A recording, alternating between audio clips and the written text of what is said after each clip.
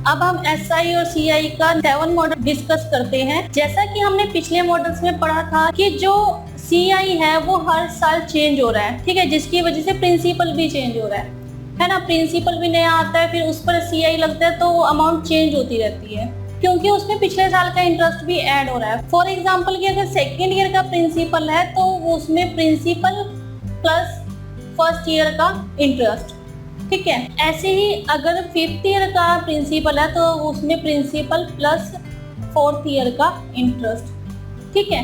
तो ये हर साल चेंज होता जा रहा है। जनरली जो प्रिंसिपल है वो end of the year change होता है, ठीक है, क्योंकि जो क्वेश्चंस होते हैं वो ईयरली बेस्ड होते हैं, ठीक है। तो जो कंपाउंड इंटरेस्ट है वो भी ईयरली बेस्ड होता है, ठीक है। लेकिन कुछ केसेस में जो कंपाउंडिंग है वो हाफ ईयरली, क्वार्टरली या फाइनली भी होता है, तो उस केस में हम CI को कैसे कैलकुलेट करेंगे। अगर मान लो हाफ ईयरली है टाइम पीरियड, तो जो CI है वो भी हाफ ईयरली डन होगा, ठीक है। और जो प्रिंसिपल है वो 6 मंथ के बाद चेंज होगा। जब ईयरली था तो 1 ईयर के बाद चेंज हो रहा था प्रिंसिपल, तो जब हाफ ईयरली है तो 6 मंथ के बाद चेंज होगा, ठीक है। क्वार्टरली है तो 4 मंथ के बाद चेंज होगा, और बाइनली है तो 2 इयर्स के बाद चेंज होगा। तो हाफ ईयरली में इंटरेस्ट भी 6 मंथ का कैलकुलेट होगा, है ना, और क्वार्टरली में जो इंटरेस्ट है वो 3 मंथ का कैलकुलेट होगा। तो हम हाफ ईयरली, क्वार्टरली और बाइनली, तो हम इनका जो कंपाउंड इंटरेस्ट है वो कैसे कैलकुलेट करेंगे,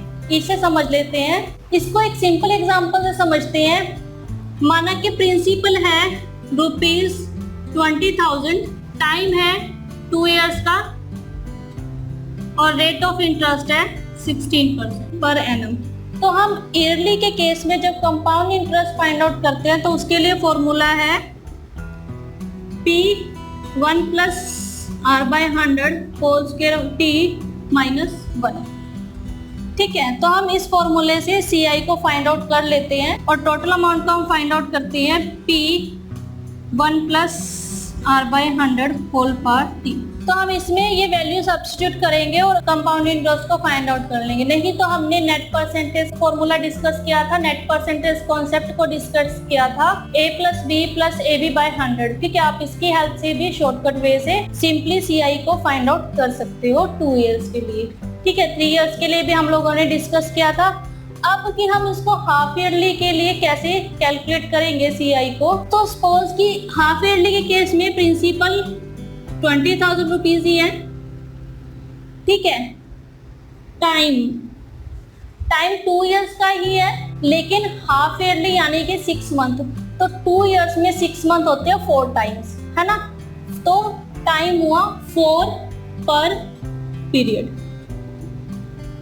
ठीक है। और रेट ऑफ इंटरेस्ट होगा 8%, ठीक है, क्योंकि जो रेट ऑफ इंटरेस्ट है अब ये ईयरली के हिसाब से है 16% ही, अगर ईयरली पर लग रहा है तो हाफ ईयर का लगेगा 8%, 16/2 8%। तो सिंपली CI का फॉर्मूला अप्लाई करके हम ये वैल्यू सब्स्टिट्यूट कर CI को फाइंड आउट कर सकते हैं, और नेट इफेक्टिव परसेंटेज का फॉर्मूला अप्लाई कर भी यहाँ से CI को हम फाइंड आउट कर सकते हैं कि हम टोटल CI की को परसेंटेज की टर्म में देख लें कि कितना है, और हमें 100% की वैल्यू दी हुई है तो हम उसके अकॉर्डिंग भी क्वेश्चन को सॉल्व कर सकते हैं। अब बात आती है क्वार्टरली की। क्वार्टरली के केस में सपोज कि प्रिंसिपल 20,000 ही है, टाइम 2 इयर्स है, लेकिन क्वार्टरली के केस में 1 ईयर में 4 क्वार्टर्स होते हैं, है ना। 3 मंथ के 4 क्वार्टर्स होते हैं, तो 2 इयर्स में कितने हुए 8 क्वार्टर्स, है ना। तो यानी कि जो टाइम है वो आया 8 पर पीरियड, ठीक है। और rate of interest 16% per annum है ईयरली का, तो क्वार्टरली का कितना होगा 16/4, क्योंकि 4 क्वार्टर है 1 ईयर में, 16/4